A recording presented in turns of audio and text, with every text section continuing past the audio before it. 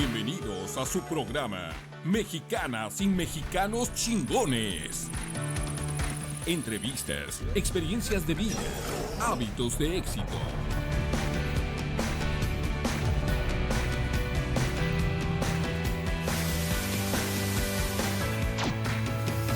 Mexicanas y Mexicanos Chingones. Conducido por la periodista Irisdea Aguayo. Aquí iniciamos.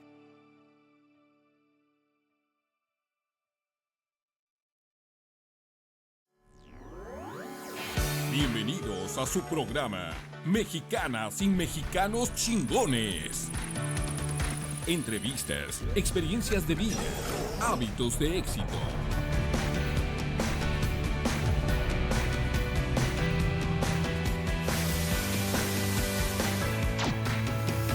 Mexicanas y Mexicanos Chingones. Conducido por la periodista Irisdea Aguayo. ¿Ya? Muy bien, pues muy buenas tardes. Ya estamos en Mexicanas y Mexicanos Chingones. Gracias por esperar, pero bueno, tenemos detalles técnicos por temas de seguridad, porque bueno, el hackeo está a la orden del día, ¿verdad? Pero bueno, ya estamos aquí y hoy tenemos una entrevista muy interesante. Estamos cambiando el formato, pues ahora utilizando la tecnología, porque las mujeres chingonas, las mexicanas chingonas que están hoy con nosotros, María Teresa Ili Díaz, diputada federal, y Marlene Misari o Mizrahi. Misraji Jaffe, bueno, pues son mexicanas chingonas que viven y trabajan allá en la Ciudad de México. Vamos a empezar con Marlene Misraji Jaffe. Ella es directora de la Fundación María Teresa Ili Díaz. Ella es licenciada en literatura latinoamericana con maestría en teoría crítica y tiene una mención honorífica. Cuenta con una amplia trayectoria en cargos de alto nivel, destacándose en la dirección de estrategias comunicativas para campañas políticas y organizaciones no gubernamentales. Tiene experiencia en el servicio público y en temas sociales a nivel legislativo federal. Y bueno, tiene más de 10 años de experiencia en proyectos sociales, pero ¿quién mejor que ella que nos platique sobre la fundación? ¿Cómo nace esta fundación María Teresa Gili Díaz? ¿A quiénes atiende? ¿Cuál es el objetivo? Pero antes de eso, platícanos un poquito de ti, Marlene, tu origen. O sea, ¿cómo es que te involucras en estos temas? Porque, bueno, no cualquiera estudia la carrera que tú elegiste, literatura latinoamericana, y menos el tema de la teoría crítica, porque ahorita lo que menos queremos es pensar. ¿Quién te enseñó a pensar en tu casa? Pues digamos que la soledad, ¿no? O sea, como que la verdad es de que mis papás tuve una infancia muy feliz, tengo una hermana y en mi casa pues pasaba mucho tiempo sola y mi hermana siempre fue muy estudiosa, entonces pues desde ahí me descubrí como el gusto por el pensamiento, por la crítica, la verdad es de que muchas veces a mí me decían que yo vivo en la luna, porque me la pasaba como pensando en otras cosas como muy alejada de la realidad, pero pues luego uno se da cuenta que tiene que aterrizar a la realidad, pero que puede juntar también esta parte de reflexión con la realidad, con la cotidianidad. Entonces, pues bueno, o sea, yo empecé a estudiar, decidí estudiar literatura por algo muy chistoso. Yo no acostumbraba a leer.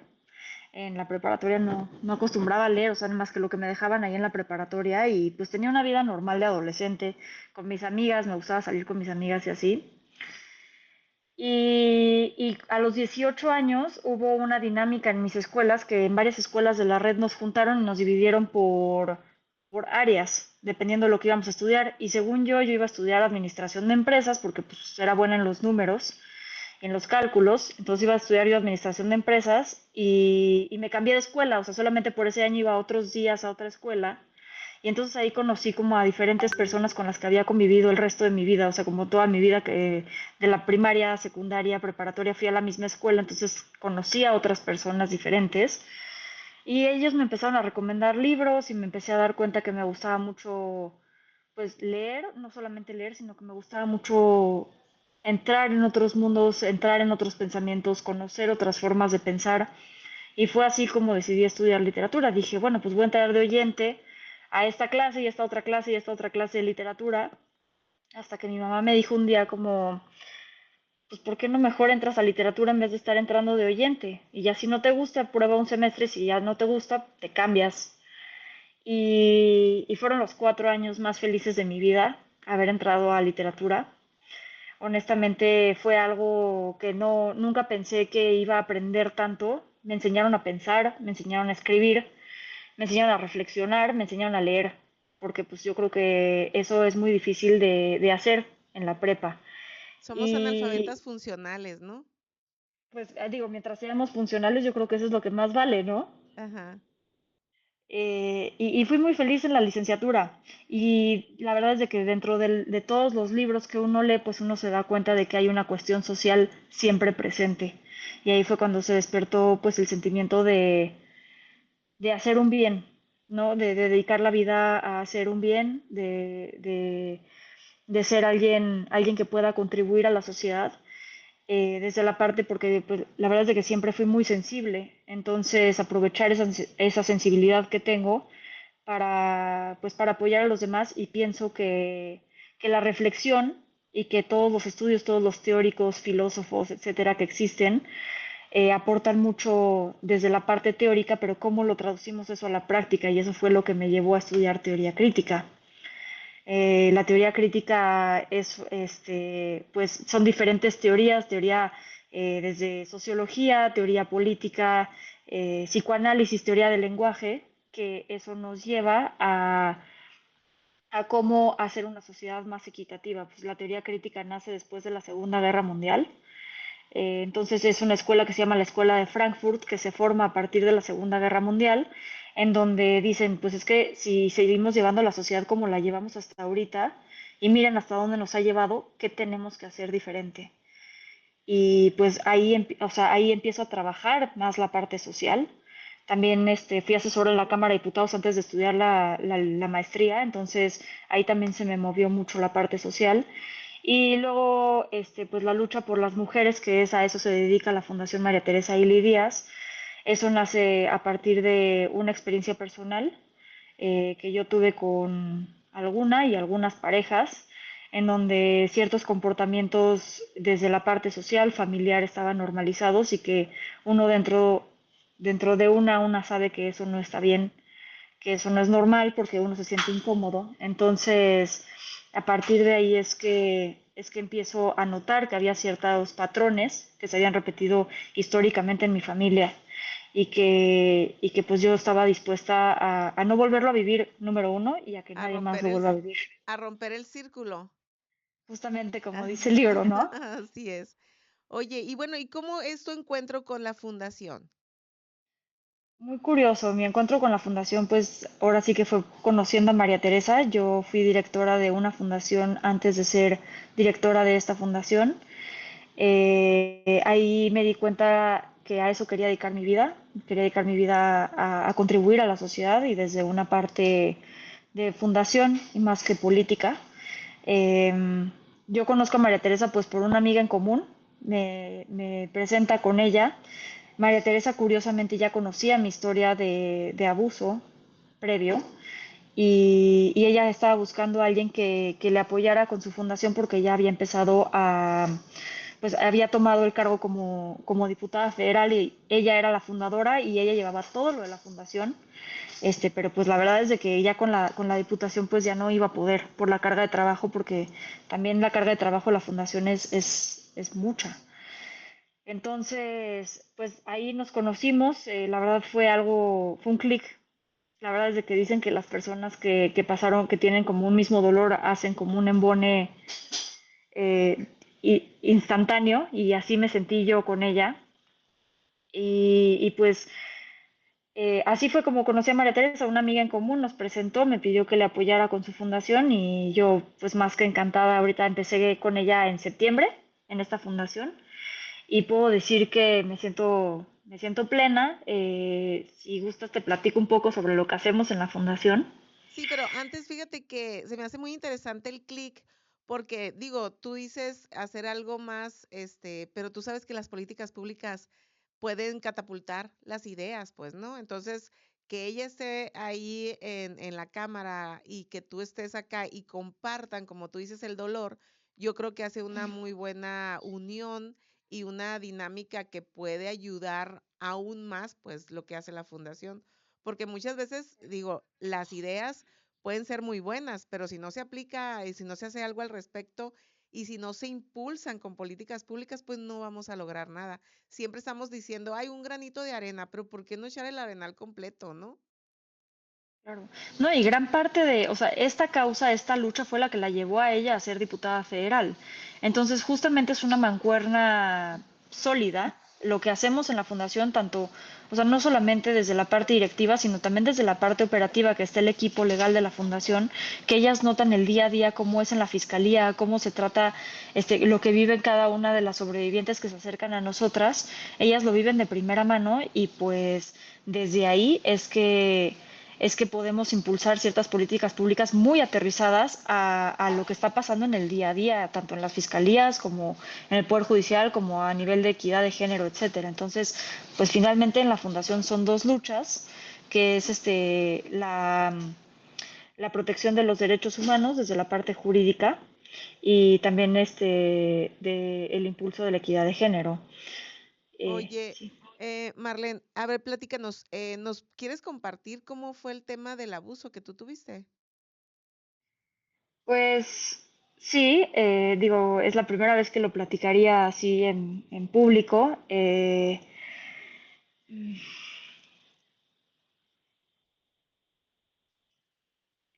Ahí te va. Ahí les va. No estaba preparada para contar esta historia ahorita, pero pues bueno, ahí les va. Este, Voy a escoger la que más me impactó. Fue una historia reciente, tiene como 2 años aproximadamente. Yo, yo estaba como entre trabajos y me encontré con un amigo y me dijo como, oye, ¿le puedes escribir un cómic a un empresario? Porque pues, finalmente soy escritora, ¿no? Entonces, me dijo, ¿le puedes escribir un cómic a un empresario? Quiere contar su vida. Y yo dije, ah, bueno, pues sí, claro, con mucho gusto yo le cuento. Yo le puedo escribir el cómic, yo nada más no lo puedo dibujar. Entonces conozco a este empresario, el empresario resulta tener pues cerca de mi edad, o sea, me llevaba como unos 6 años y resulta que es un empresario importante de tecnología y pues digo, finalmente pues a mí me impresionó mucho por su historia de vida. Él empezó desde abajo y fue creciendo, encontró o sea, finalmente después de varias etapas en su vida, tuvo una beca en una universidad privada y a partir de ahí entra a la industria privada en tema de tecnología y finalmente se independiza, hace su propia integradora de tecnología y pues es exitoso en el mundo de la tecnología. A mí me había impresionado mucho cómo él de forma sola, independiente, había logrado eso por sí mismo. Entonces, pues yo muy contenta escribiendo su cómic y me dijo, oye, tengo una fundación, ¿no quieres ser la directora de mi fundación? Y pues conocí un poco de la fundación. La fundación impulsaba también temas de tecnología, pero era como muy variada. Tenía temas de tecnología, también de cuidado animal, equidad de género, etcétera. Tenía varios temas. Y dije, pues sí, vamos a, o sea, ¿por qué no? ¿No? Pues ¿por qué nada más hacerlo del cómic si también puedo hacer esto? Y pues esa parte social que tengo, la verdad es de que sí, me empujó mucho. Entonces, poco a poco, él, pues nada, me mete a la fundación, trabajo con él como directora, pero pues pasábamos mucho tiempo juntos. Lo acompañaba a comidas, lo acompañaba a conciertos, lo acompañaba a varios lugares y poco a poco él me empieza como a envolver, ¿no? O sea, como a convertir la relación laboral en una relación de pareja. Entonces, pues yo estaba todo el tiempo con él, o sea, tanto como pareja como...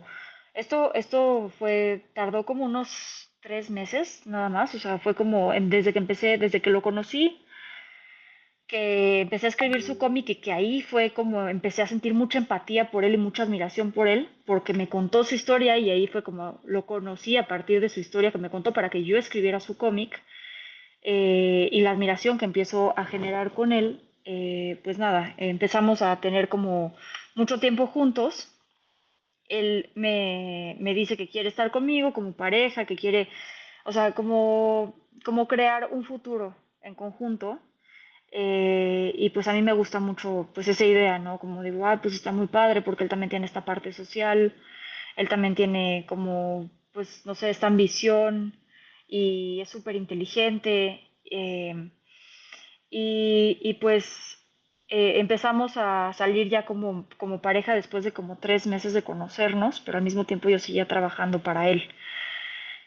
Yo logro con eso salirme de casa de mis papás, empiezo a vivir sola, este, y pues digo vivir sola y al mismo tiempo vivir pues un poco con él, ¿no? Y pues en realidad el tiempo que yo pasaba en esa relación, pues tanto laboral como personal, pues era todo el tiempo con él, entonces él estaba enterado de todo lo que yo hacía en mi vida. O sea, estaba enterado de todo lo que yo hacía, de cualquier paso que yo daba y si hacía algo que no le gustaba, me reclamaba. O sea, si usaba el tiempo de trabajo, digamos, para ver a algún amigo, para ver a alguna amiga, pues me decía, pero ¿cómo puede ser si ese es tu tiempo de trabajo? Había como un tema de control desde ahí, ¿no? Y algo que empezó a detonar mucho cuando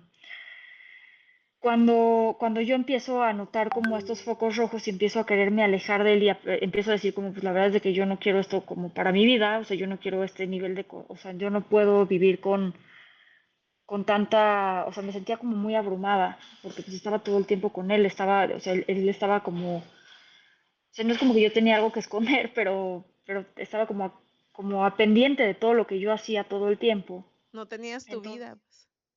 no, y aparte la verdad es de que mis papás no estaban contentos con esa relación, entonces me alejé un poco de mis papás, me fui alejando de mi familia, me fui alejando pues, Tus de amigos. mis amigos, porque pues estaba todo el tiempo con él y todo el tiempo pues cuando él notaba que yo tenía como algún tiempito libre, pues me dejaba más cosas que hacer del trabajo y entonces pues tenía que trabajar y así estaba, ¿no? Eso fue como unos 2 meses que empecé yo a notar estas cosas y que dije, bueno, ok, esto yo no es lo que quiero y me empiezo a alejar y le empiezo a comunicar que la verdad es de que esto no es lo que yo quiero, que no me siento cómoda, etcétera, y pues él la verdad es de que no lo toma nada bien. Casualmente empiezo a recibir ciertos mensajes anónimos a mi celular, en donde me decían como cosas de mi pasado, como si fuera alguien de mi pasado que había llegado y que me decía, ahora sí, dices que estás viviendo sola, el karma va a caer en ti, como una especie digamos, Amenazas.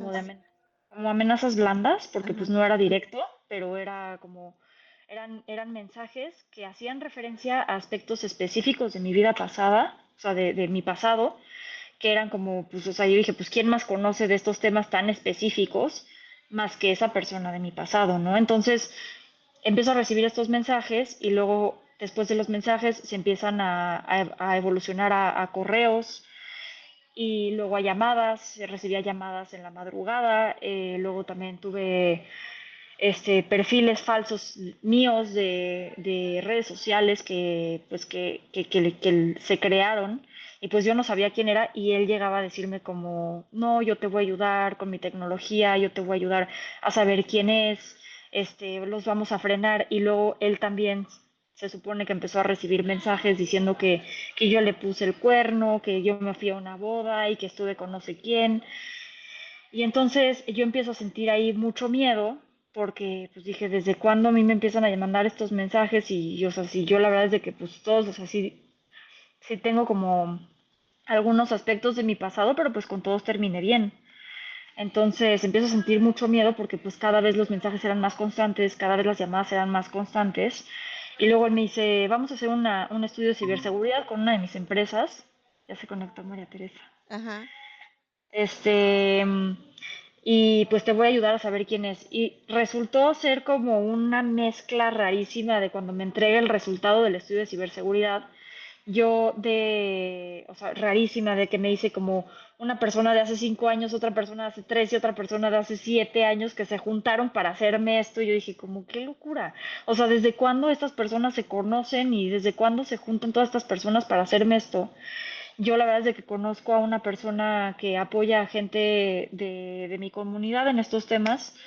Me acerco con esta persona y le llevo el estudio y le digo como, oye, mira, me está pasando esto que te acabo de contar a ti, a todos que les acabo de contar, les presento como el estudio y les dije, oye, pues ayudan a saber si esto es cierto o no, porfa. y me dicen, pues no, nada de esto es cierto, ten cuidado, pues aléjate, ¿no? O sea, como que nada de lo que dice aquí es cierto, hay muchos datos que sí son verídicos, pero hay muchas cosas inventadas, se saltaron muchos pasos. Y pues digo, la verdad es de que cuento esta historia porque pues está el tema del control, o sea, esta es la que más me impactó porque está el tema del control, pero también está el tema que yo nunca había sentido tanto miedo en mi vida. O sea, yo sí tuve mucho miedo porque las amenazas eran constantes, porque no sabía de dónde venían, porque me sentía vigilada, me sentía acosada. Y pues hasta que yo le hice saber a él que esta persona en mi comunidad que apoya, que es pues algo poderosa, que me estaban apoyando, eh, fue que pararon, fue que los mensajes pararon, fue que los mails pararon. Entonces, pues esa es la historia, pues con la otra fundación Ajá. casualmente fue de la otra fundación, el fundador de la otra fundación quien hizo todo esto.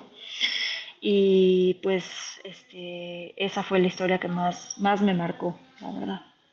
Pues bueno, le vamos a dar la bienvenida a María Teresa, ¿te parece? Oye, gracias por compartir, porque yo sé que no es fácil, Gracias. pero típico narcisista, ¿verdad? Que, digo, todas estamos expuestas a eso y pues al principio son encantadores, pero Sí, tuviste muy. las banderas rojas, que es lo bueno. Y yo creo que al compartir Sí, todos estos casos, ayudamos a la gente a que abra los ojos, pues, ¿no? Porque puede ser hombre o puede ser mujer, ¿no? sí, Aquí no hay discriminación ya. así Eh, es. Muy bien. ¿Le podemos dar la entrada ya a María Teresa? ¿Sí? ¿Le damos la entrada o nos quieres platicar, terminar de platicar tú lo de la fundación?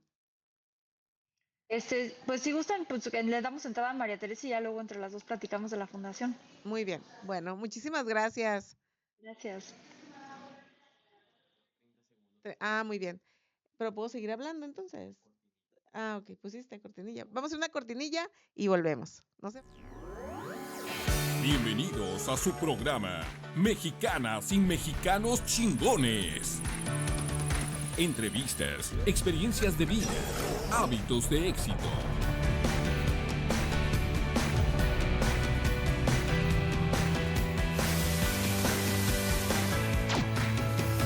Mexicanas y mexicanos chingones. Conducido por la periodista Irisdea Aguayo. Aquí iniciamos.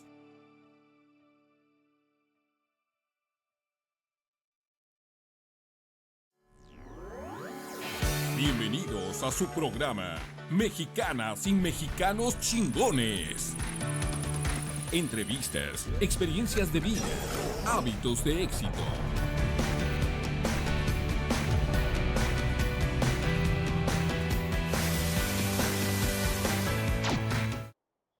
Regresamos a Mexicanas y Mexicanos Chingones y ya está con nosotros María Teresa Ili Díaz. Ella es la fundadora de esta fundación, pero también es diputada federal y nos da mucho gusto tener una joven mujer representante allá en la Cámara donde... ¿Cuántas mujeres son, María Teresa? Buenos días o buenas tardes. Buenas tardes. Buenas tardes. Pues primero que nada, agradecer el espacio, porque creo que son espacios importantes para justamente dar a conocer estas asociaciones, que son pocas las que verdaderamente luchamos por un cambio real. Así es, y bueno, pues ya conocimos parte de la historia de Marlene, que es pues digo, qué bueno que ella está a cargo de ahí, que tuvieron el mismo dolor, y yo le decía que hacen una mancuerna muy interesante, porque mientras ella está manejando la fundación, tú puedes impulsar políticas públicas que realmente impacten positivamente, porque sabemos que muchos de los problemas que hay que revictimizan a las víctimas es por la falta de políticas públicas efectivas, ¿verdad? Sí, claro, justamente como lo comentas, la verdad es que es algo increíble porque es de la mano, literalmente las cosas que hace la fundación con las cosas que ahorita yo estoy haciendo en la Cámara de Diputados hacen una mancuerna increíble porque igual lo que las mujeres viven me sirve a mí para que otras mujeres no lo vuelvan a vivir. Exacto. Entonces, pues sí es triste que mujeres tengamos que pasar o sea, por diferentes tipos de violencias, pero creo que es lo que a mí me llena el que el que mi historia, por ejemplo, la historia de Marlene, la historia de todas las que hemos vivido algún tipo de violencia, ayuden a otras mujeres a que no lo vivan. Oye, Marlene, María Teresa, perdón, ¿tú nos puedes compartir qué pasó? O sea, ¿cómo te diste cuenta y cuál fue esta violencia que viviste? Sí, pues la verdad es que todo empezó a los 19 años, cuando yo empiezo a salir con mi exnovio. La verdad es que yo estaba chiquita, yo nunca había tenido novio, mi familia es una familia muy conservadora, entonces pues mis papás me han cuidado mucho, me han pro sobreprotegido mucho, yo creo. La verdad es que siempre hemos sido una familia muégano, pero hoy me doy cuenta que no necesitas tener todo esto para vivirlo, ¿no? Entonces, pues poco a poco este hombre me fue entrando a mi vida en el momento más vulnerable en el que yo estaba, dándose cuenta cuáles eran mis heridas, cuáles eran mis puntos débiles. Entonces, pues obviamente empezó una relación, pues al principio yo estaba muy emocionada porque él me decía, no, pues es que yo nunca te voy a ver llorar y si te veo llorar, yo me muero. No es que una mujer como tú ya no hay porque tienes valores, tienes educación, no sé qué. Entonces te endulzan el oído para hacerte creer que siempre te van a proteger, que siempre te van a cuidar, que siempre te van a respetar. Todo avanzó muy rápido. La verdad es que al principio algo que yo no escuché fueron las red flags. Toda la gente me decía, aléjate, aléjate de esa relación, no va a salir nada bien esa relación, ese hombre te está haciendo daño, porque yo empecé a cambiar, porque de yo ser una mujer segura de mí misma, pues a mí me gustaba maquillarme, peinarme, él me quitó todo eso, él me fue moldeando a su manera.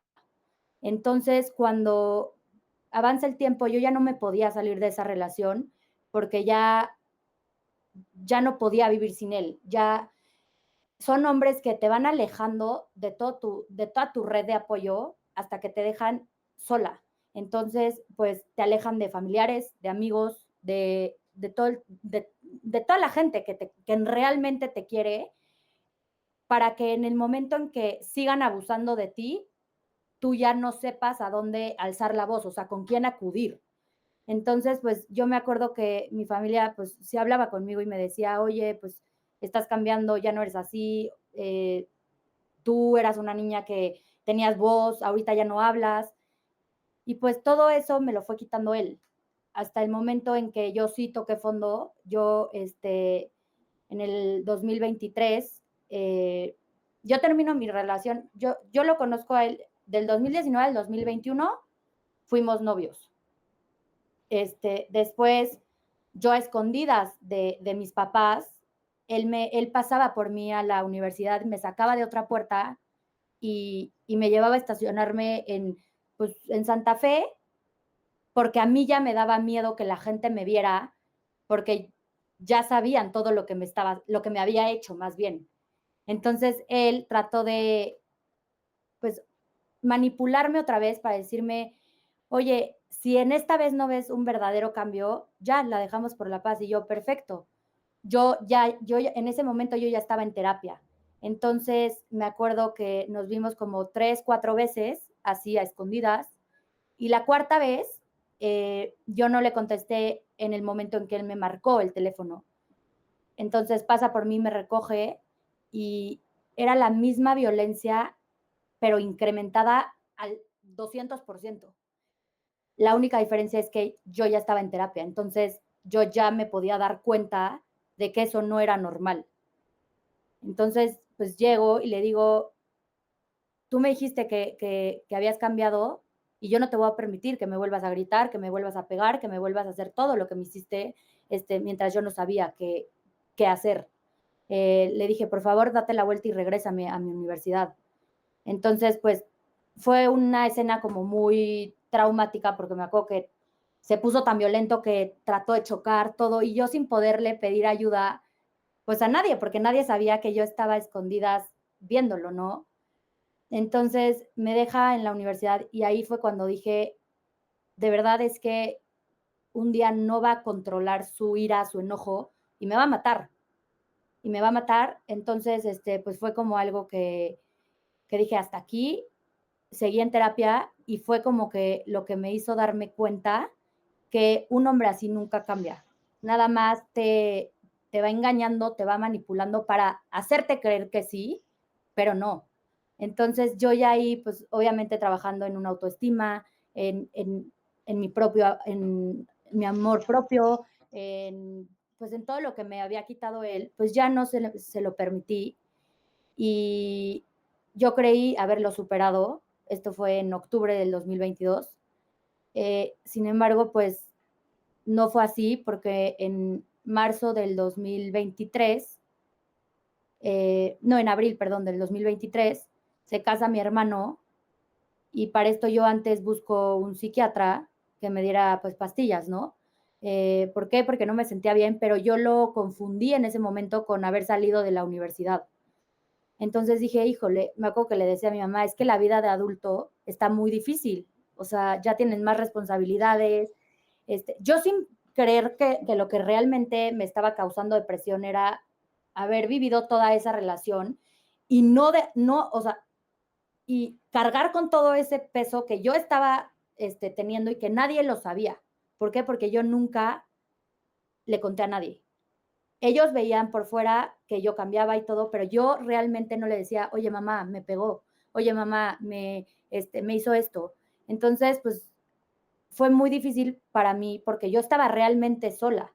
Entonces, busco ayuda psiquiátrica, me dan ciertas medicinas que pues me dormían, ¿no? Entonces, hubo un punto en que de disfrutar hacer ejercicio, ir con mis amigas, ya no salía de mi cama. O sea, básicamente ni abría las cortinas de mi cuarto. Entonces, pues, para mi mamá sí se le hacía raro, pero decía, híjole, es que es una floja que quiere estar dormida todo el día, pero nunca se imaginó lo que yo estaba viviendo detrás de estar dormida todo el día.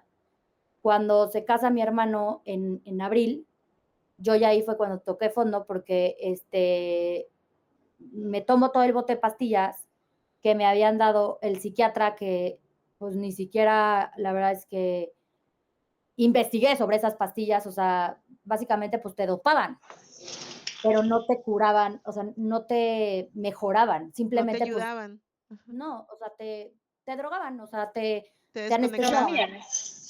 Entonces, pues, justamente dije, no, ya no aguanto la ansiedad y me eché todo el bote y fue cuando justamente era en Guadalajara.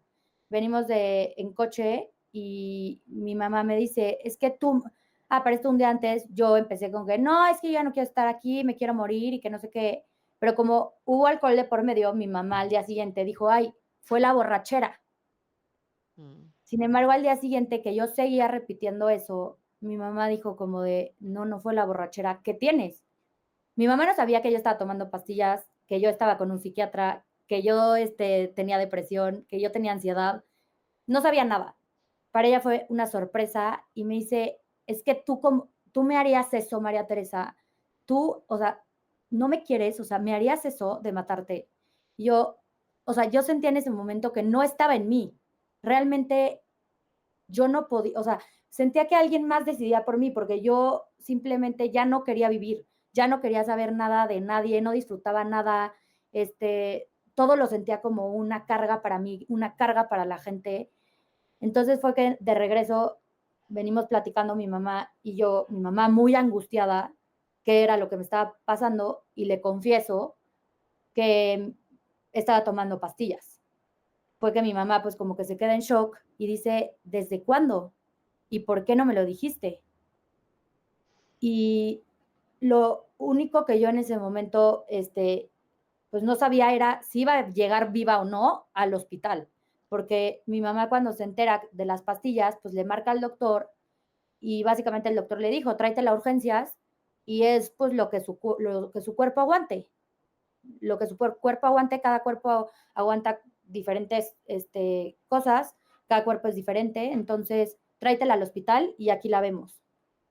Y pues ya llegamos a México, me llevan al hospital, me internan Y al momento en que me dice el doctor, oye, ¿y qué estás tomando? Y le doy todo, o sea, todas las pastillas que a mí me estaban dando, me dice, ¿quién te dio eso?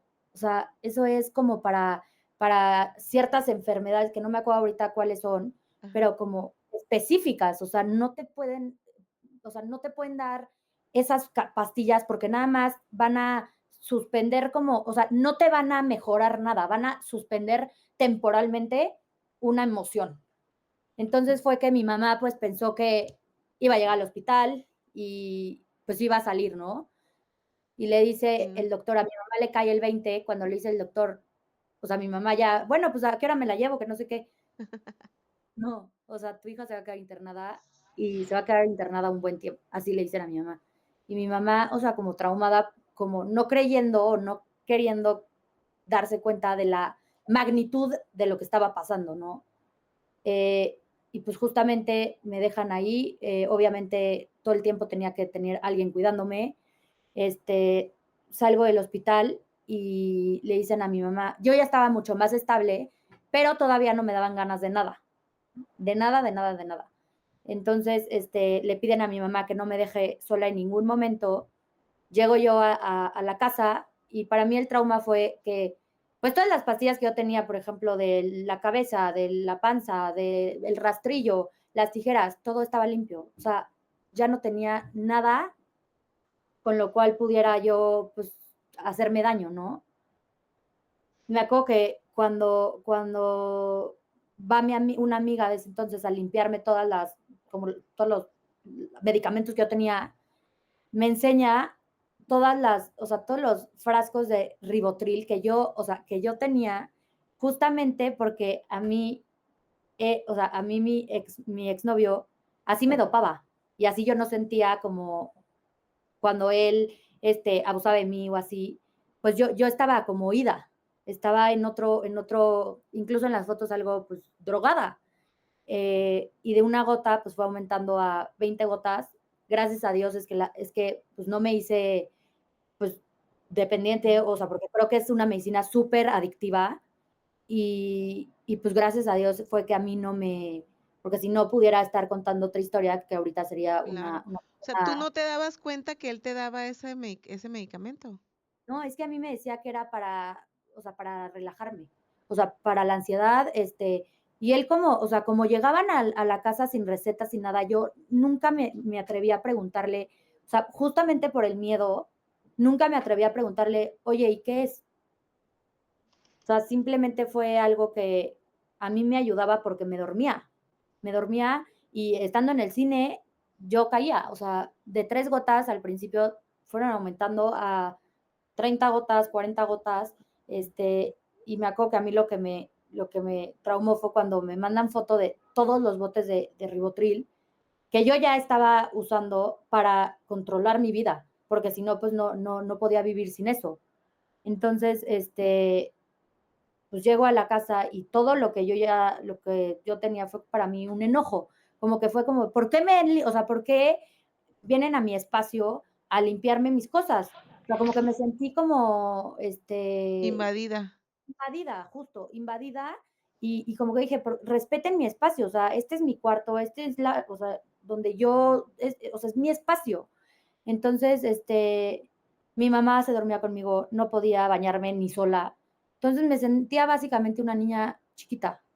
O sea, como que me regresó a mi infancia, y pues me sentía una niña chiquita con una carga enorme para mis papás y para mí.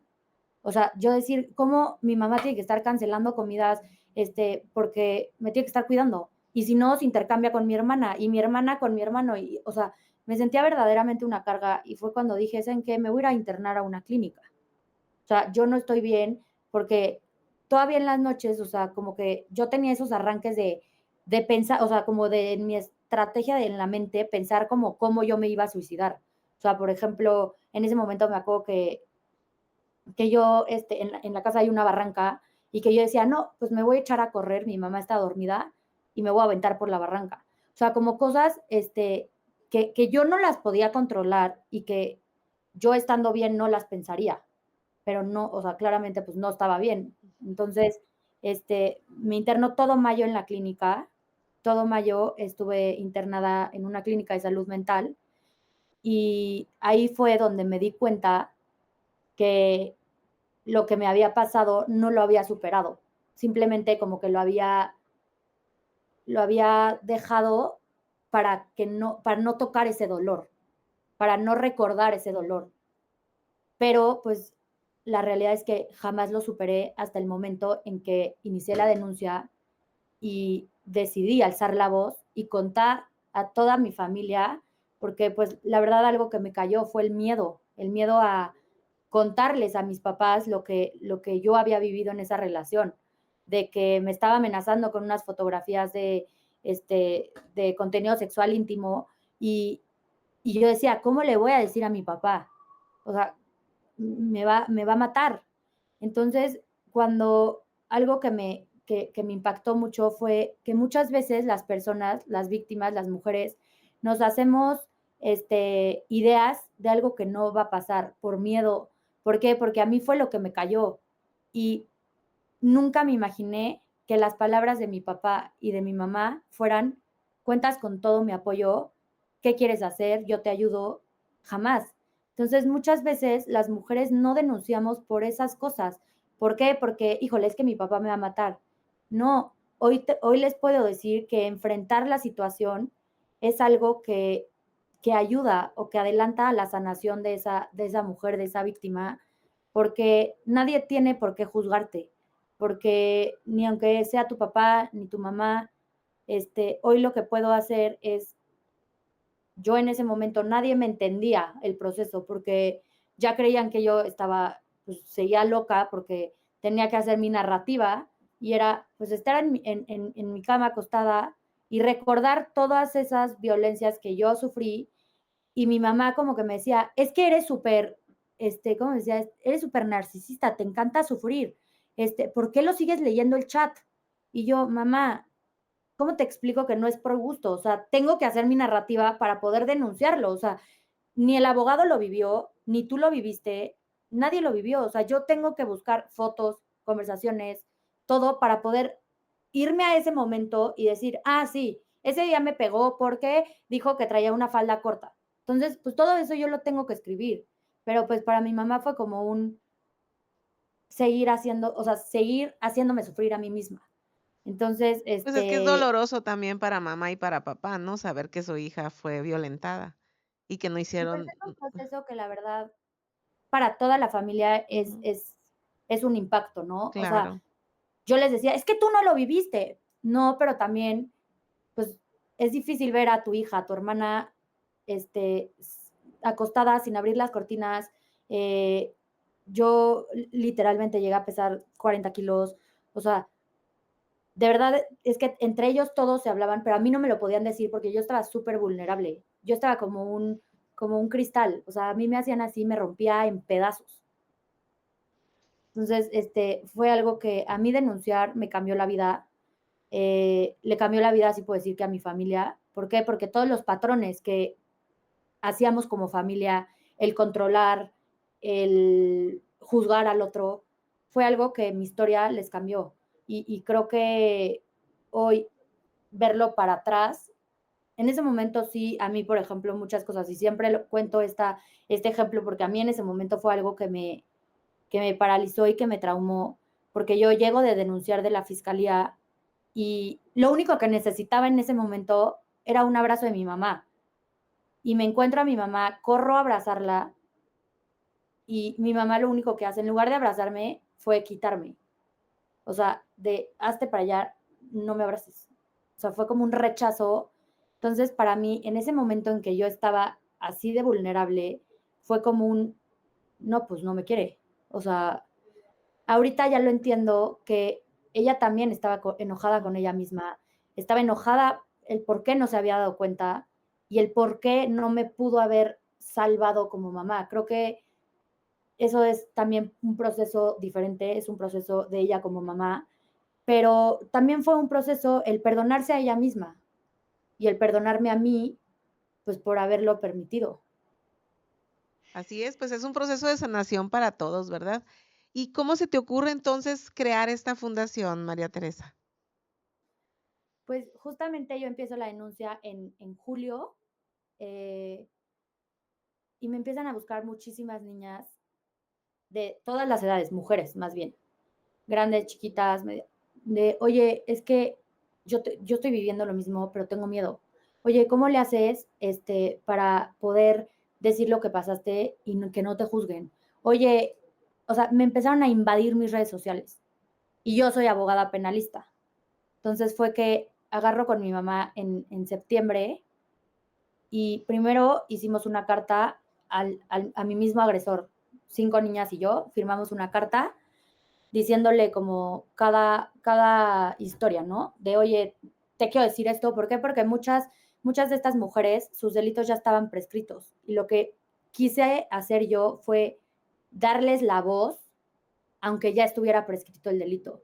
¿Por qué? Porque en el momento en que pasaron eso, ellas, las juzgadas fueron ellas.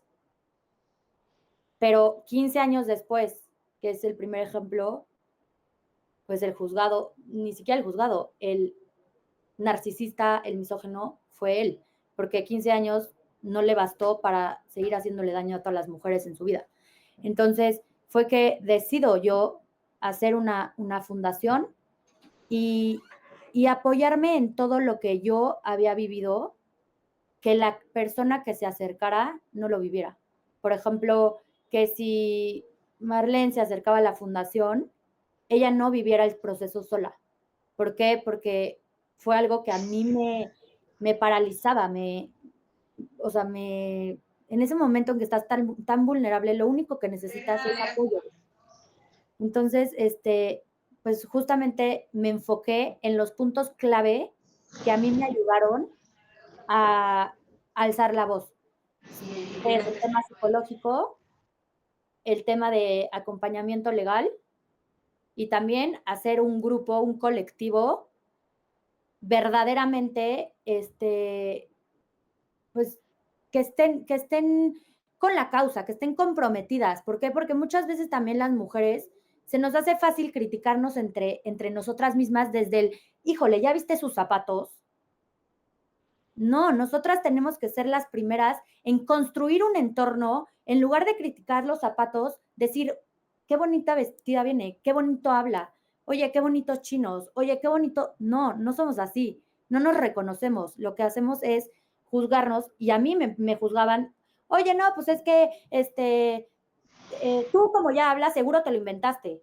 O sea, me decían tales cosas que yo la verdad es que por el apoyo pude llegar al final. Y ni siquiera hablo del final porque pues o sea, no he llegado al final porque está fugado y todo, pero tan siquiera pude llegar a verlo en una audiencia cuando en su momento yo me acuerdo que yo lo veía enorme, o sea, lo veía como un monstruo y yo me sentía así de chiquita, y cuando yo lo vi en la audiencia, dije, juegan tanto con tu mente que el chiquito es esa persona y te ven tan grande que justamente por su inseguridad te quieren hacer sentir así.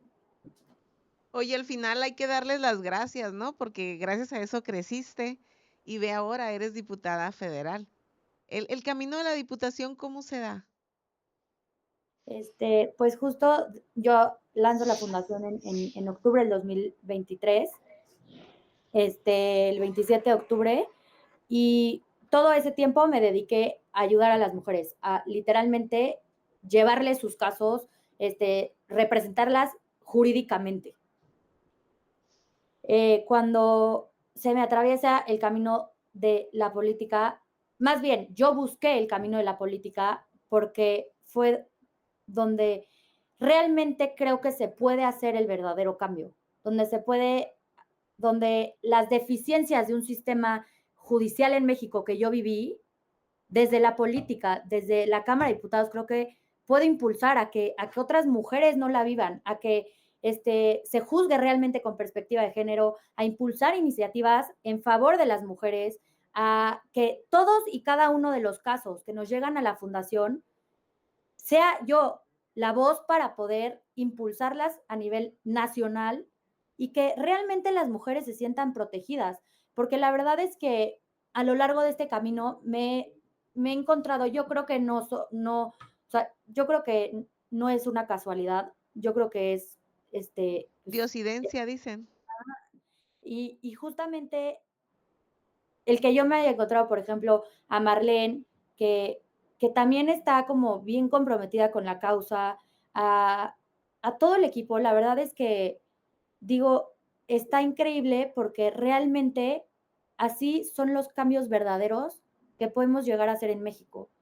Aunque seamos muy poquitas personas y aunque pues, el cambio no se puede hacer de un día a otro, pero con ganas, con compromiso, con convicción, creo que realmente pues podemos llegar a luchar, a cambiar todo este machismo que hay en México, porque cada una desde su trinchera está pues bien comprometida. Por ejemplo, pues Marlene no es abogada y ya tan siquiera sabe los términos de una denuncia, ¿no? Sabe perfectamente cómo ayudar a una víctima si es que no hay una abogada disponible que pueda atenderla en ese momento.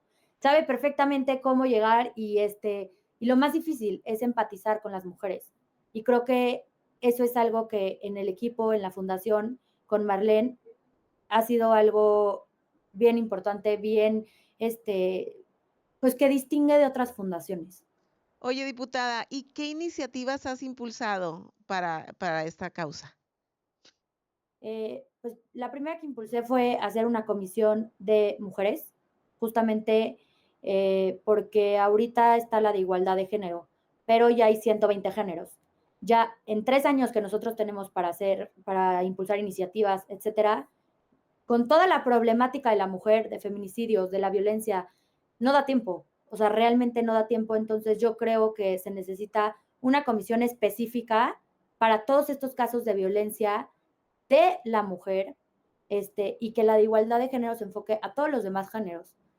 Esa fue la primera iniciativa. Han sido iniciativas, toda mi agenda legislativa está a favor de las mujeres, en temas de salud, en temas en tema laboral. Ahorita estoy impulsando una iniciativa de violencia ginecobstétrica. Y pues básicamente es que Marlene, por ejemplo, las abogadas le dicen a Marlene, oye, fíjate que podemos meter esto porque esto se contradice en el Código Nacional de Procedimientos Penales. Ah, órale, me la pasan y yo ya la meto, ¿no? Porque yo la viví, porque las abogadas la están viviendo, porque tenemos un sistema, la verdad es que bien, bien corrupto, bien difícil, y siempre nos llegan los casos y nos dan gracias porque dicen, es que son las únicas que no se venden. Y creo que eso es bien importante de resaltar, de distinguir, porque hay pocos los que a través del dinero se pierden el piso y es algo que pues nosotras sí tenemos bien puesta la camiseta, no solo de la fundación, sino de la lucha día a día de las mujeres. Oye, María Teresa, platícanos, una persona es violentada, bueno, una mujer es violentada, les marca, va a la fundación, ¿cómo es el proceso? Justo ahí viene Mar. Mar es la que, Sí, yo les platico con mucho gusto cómo es el proceso. Pues nos pueden buscar por redes sociales o nos pueden buscar por el correo que es nuestrasola María Teresa Ili, se escribe EALY Díaz.com.mx. Nos pueden mandar un mensaje por ahí y las van a canalizar a un teléfono de WhatsApp. De ese teléfono pues les mandamos unas preguntas guía y a partir de esas preguntas hacemos el análisis y podemos apoyarlas en el caso o no.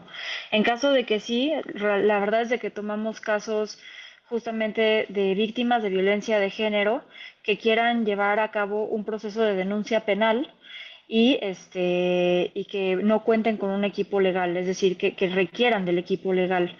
Entonces, después de ese primer filtro, pues tenemos un Zoom con el equipo legal de la fundación, con algún integrante del equipo legal de la fundación, quienes les hace ya preguntas específicas y pide documentos específicos para poder empezar a hacer los escritos y todo para llevar a cabo la denuncia.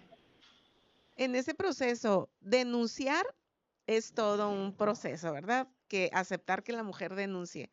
¿Se mantienen? ¿Cómo le hacen para que se mantengan? Porque cuando hay que ratificar las denuncias, ¿cuál es la incidencia de positiva, pues, de la gente que sí quiere denunciar? Pues la verdad es de que ayuda mucho eso que había comentado María Teresa de tener el colectivo, ayuda bastante porque las mujeres no se sienten solas y también saber que tienen un grupo de apoyo sólido, es decir, no solamente con el colectivo y con otras víctimas o hermanas o mamás o tías de víctimas que son las que forman parte del colectivo, sino también del mismo equipo legal. Al saber que, pues bueno, la verdad es de que el equipo legal todas son mujeres, entonces eso ayuda bastante.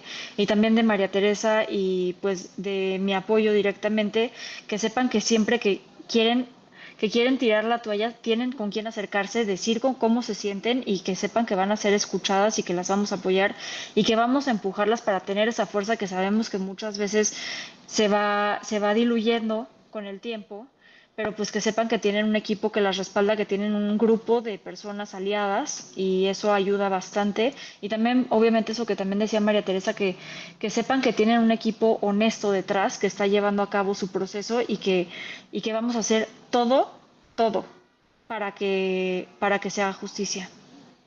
Oye, Y y algo que bueno, también ayuda ajá, muchísimo es que muchas veces, bueno, a mí me pasaba, por ejemplo, en mi caso, ¿no? Que te da pena contar los detalles, ¿no?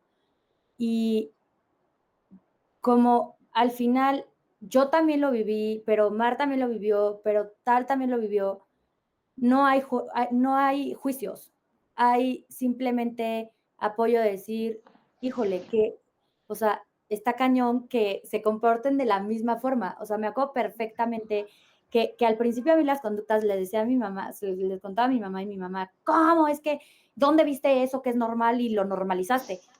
Pero cuando yo, por ejemplo, estaba representando a una víctima de Guanajuato y me contaba lo mismo, la misma conducta de, por ejemplo, hacer pipí en la cara a la mujer, como que decía, es que no te preocupes, no llores, yo también lo viví.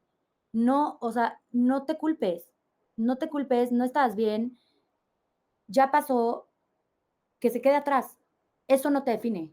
Lo que te define es lo valiente que eres para alzar la voz y para estar aquí siguiendo un proceso con tus hijos y alzando la voz para que, para que realmente se te haga justicia a ti y a todas las mujeres, porque al final cada historia es una inspiración para otra mujer, lo que yo digo siempre.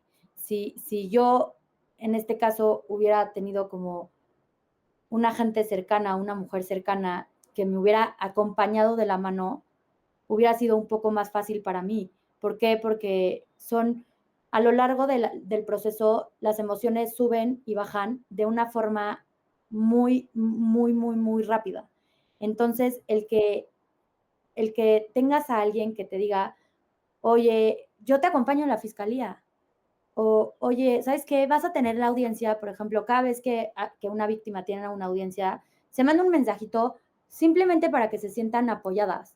Y, y la verdad es que es bien bonito porque no solamente en temas de violencia, en temas de salud también, ay, voy a prender mi veladora hoy por ti, ¿no? O, oye, ¿cómo le fue? ¿Vincularon a proceso al agresor o no? Y es un apoyo que es real, que no es por nada cambió, que es genuino y que creo que al final mi mamá me decía, por ejemplo, yo cuando llevaba todo el tema gratuito, me decía como, ¿y qué? ¿De qué? O sea, ¿de qué vas a ¿de qué vas vivir? a...? Ajá. Y yo le decía, mamá, te lo juro que me llena un buen las sonrisas de las mujeres que puedo llegar a transformar. O sea, no tengo una respuesta, pero prefiero una sonrisa que 500 pesos. Claro, y el agradecimiento genuino también de todas estas mujeres que luego se acercan con nosotras y nos dicen como de verdad, gracias, gracias, gracias por su apoyo, porque más que hacerlo de forma gratuita, que sí apoya muchísimo, es esta parte de acompañamiento. Yo creo que es lo que más agradecen. Pues sí, pero no comemos de eso, ¿verdad? Hay que comer también. Oigan, entonces, ¿pueden atender casos de todo el país? Sí. Sí, correcto. ¿Sí? Oye, María Teresa, y a ver, ¿detuvieron a tu agresor? Sí, mi agresor lo detuvieron, le ejecutaron la orden de aprehensión en agosto, el 26 de agosto del 2023. Estuvo en la cárcel de agosto a noviembre, y ha sido todo un caso de corrupción. O sea, tengo denunciado al juez, al presidente del tribunal, pues obviamente me he peleado todo el tiempo con él justamente por cómo se vendieron tristemente en mi caso. Y ahorita pues tiene 3 órdenes de aprehensión, una ficha roja y está fugado. Está fuera del país, seguramente. Sí. Mira. Pues bueno, ahí está un tema que también puedes llevar como política pública, ¿no? Y en el caso de Marlene, detuvieron a tu agresor, Marlene. No, yo no quise denunciar. ¿Pero cómo? Sí, no. Muy Todavía bien, estoy en tiempo. así es. Porque también es un caso, ¿no, María Teresa? La prescripción de estos delitos. ¿Existe o no existe la prescripción? Sí, sí existe. Ahorita lo que ya no existe es la prescripción en delitos sexuales para menores de edad. Pero, por ejemplo, ahorita con el caso de estas dos niñas adolescentes que una la mandó al hospital y que o sea, les acopla la ley de adolescentes, es lo que yo digo. O sea, me puse a pensarlo y dije, imagínate que a mí, María Teresa, ¿no? Mi hermano, hombre, me haya violado o haya abusado de mí a los 17 años, cuando yo tenía 14, ¿no? Como justamente no se puede hacer retroactiva la ley, pues está bien preocupante porque en el momento en que yo decida denunciar, estoy poniendo un ejemplo, a los 20 años, le va a aplicar la ley de adolescentes. Entonces, ¿Cómo? pues, ¿de qué sirve? O sea, por eso yo creo que hay tanta violencia, porque las leyes realmente, yo a lo largo pues, que tomé protesta aquí en la Cámara, me he dado cuenta de algo bien preocupante, que es que realmente hay pocos políticos comprometidos con hacer un cambio en México. Las leyes están mal hechas, las leyes se contradicen, y tú les dices y te tiran a tonta. Pero este es un ejemplo bien importante. Y así como como este ejemplo, hay un millón de ejemplos en los que te puedo decir que sí, si quieren leyes bonitas, las podemos hacer. Pero realmente es que esas leyes se lleven a cabo y que en México se obligue a los juzgadores. Por ejemplo, hoy que tenemos el tema de justicia en el tema de la reforma para los servidores públicos, digo, ay, sí, qué increíble, wow, que va a haber justicia para servidores públicos, ¿no? Yo, por ejemplo, en mi caso, que tengo denunciado al juez. Pero a mí, por ejemplo, en el Ministerio Público, me decían que no podían seguir el proceso de mi carpeta si no tenía yo una foto de mi agresor entregándole el dinero al juez.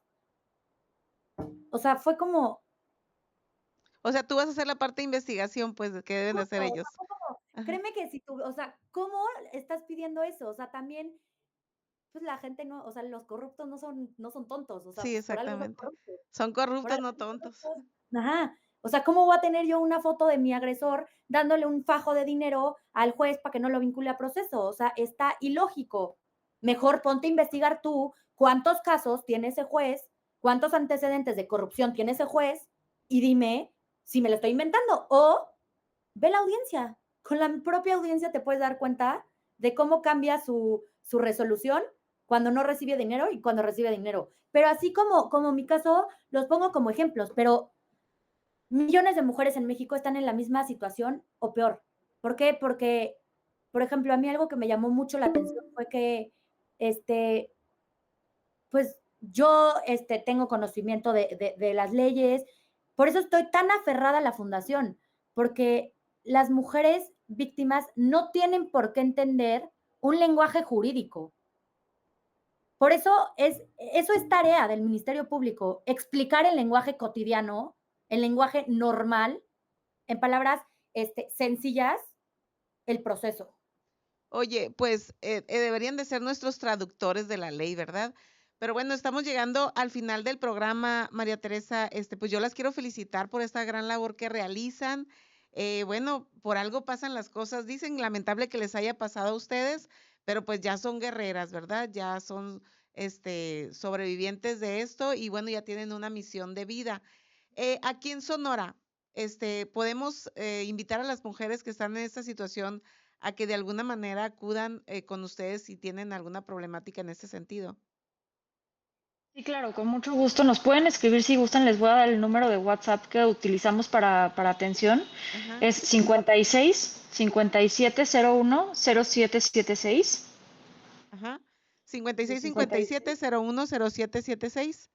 Correcto. Y en ese número nos pueden escribir si tienen algún problema. Con mucho gusto las vamos a atender. Atendemos casos en toda la República y Igual ya podemos ver tenemos cómo un caso en apoyarles. Sonora. Sí tenemos casos. Ah, ya tienes Sí, casos de Sonora. Ah, muy sí, bien. sí. Una. Pues bueno, y bueno, pues lo que se necesite para ayudarlas, pues con mucho gusto aquí estamos. Tenemos una presidenta por primera vez en México. ¿Tú Sí. sientes que hay esperanza para que avancen este tipo de leyes que tú, quieres cambiar? La verdad es que creo que no es tarea de ella, creo que es tarea de todos los legisladores, como hombres, como mujeres. Por ejemplo, yo ahorita, la, la, la iniciativa de violencia ginecobstétrica, dije, voy a dejar a un lado partidos. Esto no es de partidos, esto no es de colores, esto es por el futuro de las mujeres. Junté senadores, senadoras de diferentes partidos, de diputados, diputadas, para que realmente sea más fácil en que lleguemos con el resultado a que todo sea, no, porque es de Morena, no, no, porque es una iniciativa del PRI, no, no, porque, no, creo que hay, o sea, creo que en el tema de mujeres realmente no debería de haber partidos, sino resultados. Muy bien. Pues esperemos que así sea. ¿Algo más que nos quieras agregar? Porque ya es tiempo de irnos. No, pues nada más que estamos, pues que nos dio mucho gusto poder platicarles lo que hacemos en la fundación, cualquier cosa que les podamos ayudar, que sepan de una mujer, de un caso que necesita ayuda psicológica, legal, que cuenten con nosotras y que verdaderamente somos una fundación comprometida, responsable y pues que tenemos bien puesta la camisa del cambio de la lucha contra la mujer. Pues felicidades de nuevo y muchísimas gracias por compartir y abrirnos su corazón y sus experiencias. Muchísimas gracias. Muchas gracias por el espacio. Gracias, Silvia. Gracias. Y bueno, gracias también a usted que está pendiente de estas transmisiones. Por favor, sonría. Recuerde que siempre puede ser peor. Nos vemos. Bienvenidos a su programa Mexicanas sin mexicanos chingones. Entrevistas, experiencias de vida, hábitos de éxito,